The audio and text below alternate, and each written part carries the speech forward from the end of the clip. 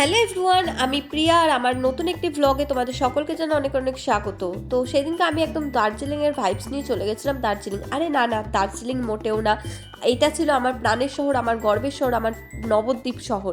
তো সেদিনকে উঠেছিলাম ভোর 4:30, আর দেখো যত বেলা গড়াচ্ছিল কুয়াশাটা যেন তত নামছিল। ফার্স্ট ট্রেন ধরবো বলে একদম গিয়েছিলাম স্টেশনে, আর যখন ট্রেনটা একদম কাছে আসে তখনই বোঝাচ্ছে একদম ট্রেনটা চলে এসেছে। তো যাই হোক, আমরা ট্রেনটায় চেপে একদম চলে আসি আমাদের কাজের স্থানে। আমার এক জায়গায় কাজ ছিল, সেখানে আমি কাজটা করতে এসেছিলাম আর নিয়ে এসেছিলাম দিদিকে। আমি চলে গেছিলাম আমার কাজের জায়গায়, আর দিদি এদিকে চারিদিকে গ্রামটা ঘুরে ঘুরে দেখছিল।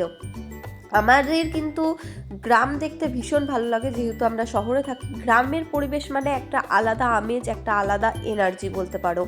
গ্রামে যারা থাকে তাদের কাছে কীরকম লাগে আমি জানি না, কিন্তু আমাদের শহর থেকে যখন আমরা গ্রামে ঘুরতে যাই তখন কিন্তু গ্রামের পরিবেশটা বেশি ভালো লাগে। কেন ভালো লাগে বলো তো? এই যে চাষিদের অক্লান্ত পরিশ্রমের দ্বারা তারা যে এই গ্রামটাকে এত সুন্দর ফসল দিয়ে, ফল ফুল সমস্ত রকম দিয়ে ভরিয়ে রাখে, তার জন্যই কিন্তু এই গ্রামটাকে আমাদের দেখতে এত বেশি ভালো লাগে। তাদের এই কঠোর পরিশ্রমের জন্যই আমরা গ্রামটাকে এত ভালোবাসি। গ্রামের চারিদিকে একটা মনোরম পরিবেশ, পুকুর, চারিদিকে সুন্দর সুন্দর গাছপালা, কিন্তু শহরে তো সেরকম নেই। শহরে হচ্ছে ঘিঞ্জি পরিবেশ, পাশে পাশে বাড়ি, নানা রকম কোলাহল, নোংরা, কিন্তু এখানে গ্রামে একটা কিচ্ছুও নেই। তো সেখানে আমি দিদির জন্য চিন্তা করছিলাম। তো আমার যখন কাজটা সারা হলো, আমি আর দিদি বেরিয়ে পড়লাম, আর আমি হঠাৎ করে ওকে বললাম চল এক জায়গায় ঘুরতে যাবো। তো চলে আসলাম হোটেলে সেদিনকে খাওয়া দাওয়া করেছিলাম। তো হোটেলের খাবার আর বাড়ির খাবার একদম কিন্তু দুটো একদম আলাদা। যারা বাইরে থাকে তারা নিশ্চয়ই, যারা হোটেলে খাওয়া দাওয়া করে তারা নিশ্চয়ই বুঝবে।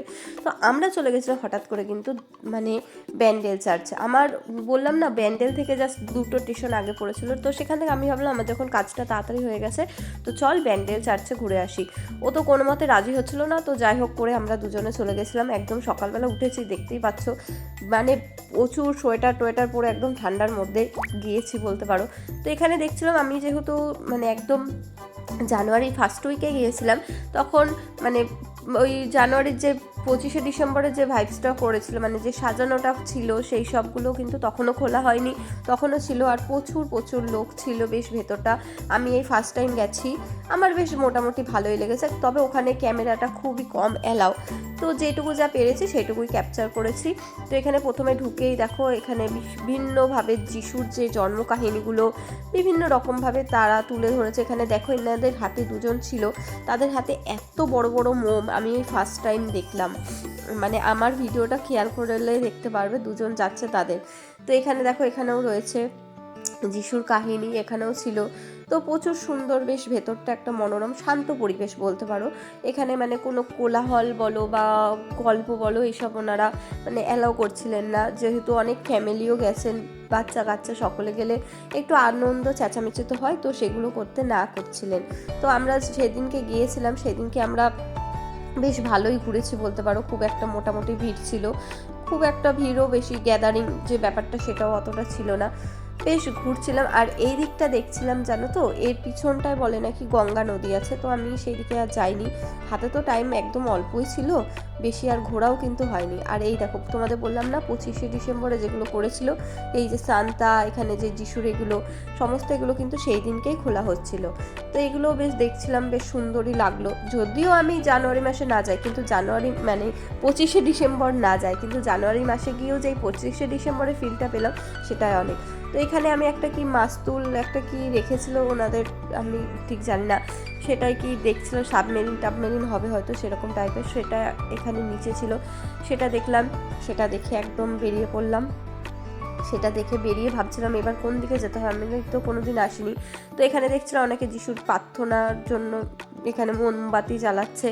তো এখানে ছিল, এখানে একটা যিশুর থিম ছিল, মানে এখানেও একটা প্রার্থনা ছিল। তারপরে এটা হচ্ছে বলছিল কি মেন প্রার্থনা গৃহ, এখানে একদম মানে কোনো ফোন অ্যালাউ নেই এর পরের থেকে। তো এখানে যাচ্ছিল কিন্তু মানে ফোনটা অ্যালাউ করছিল না, আমি তাও লুকিয়ে লুকিয়ে ভিডিও করছিলাম। দেখো ভেতরে কিন্তু তাও অনেক ভিড় ছিল, বেশ ভালোই ভিড় ছিল। আর এখানে অনেক ধরনের এই বিভিন্ন ঘরগুলোর ভেতরে মানে যিশু সম্বন্ধে অনেক কিছু বইটই বিক্রি হচ্ছিল।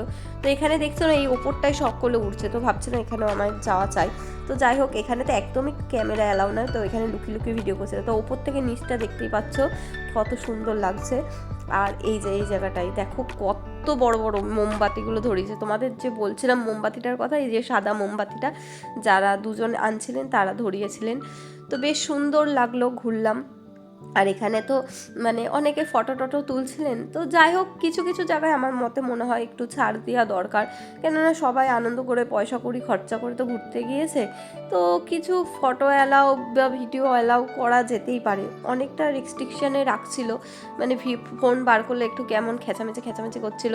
তো আমি এখানে লুকিয়ে লুকিয়ে, এই যে সিকিউরিটি গার্ড পাশে দাঁড়িয়েছিলেন, এই যে এনারা ফটো তুলছিলেন, তো এনাদেরকেও মানে অনেক কিছু বলছিলেন। তো আমি এখানে ফোনটা হাতে ধরেই চলে আসছিলাম। আর দেখো উপর থেকে নিচের ভাইবসটা দেখতে খুবই সুন্দর লাগছিল। তো এইভাবেই বেশ ব্যান্ডেল চার্চটা আমি ঘুরে নিলাম। আমার তো বেশ ভালোই লেগেছে। তো তোমরা কারা কারা গিয়েছো বা যাওনি, যারা যাওনি তারা নিয়ে মানে গিয়ে একবার অবশ্যই দেখে এসছো। আর যারা গেছো তারা তো নিশ্চয়ই জানো তোমাদের কীরকম লেগেছে। তো আমার এই ভিডিওটা কীরকম লাগলো অবশ্যই জানিও। আর আমি তো পিছনের দিকে যে গঙ্গা টঙ্গা রয়েছে ওইদিকে তো যাইনি। আশা করছি বন্ধুবান্ধব মিলে একবার অবশ্যই যাব ঘুরতে। তো চলো, আমি ভিডিওটা বড় না করে এখানেই শেষ করছি। ভালো লাগলে অবশ্যই লাইক কমেন্ট শেয়ার করো। ভালো থেকো, সুস্থ থেকো। আজকের মতো সকলকে টাটা।